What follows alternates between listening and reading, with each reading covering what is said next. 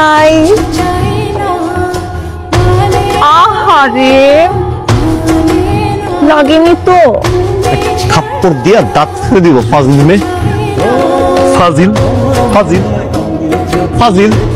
থাপ্পড় মারবেন কেন বিয়াই এত সুন্দর বিয়ানকে কেউ থাপ্পড় মারে আমি তো আপনাকে পানি মারছি আপনি আমাকে পানি মারেন আসেন পানি পানি খুলি মুরগিও তোমার চেয়ে ভালো আপনিও তো মুরগির মতো ভিজে গেছে বেয়াই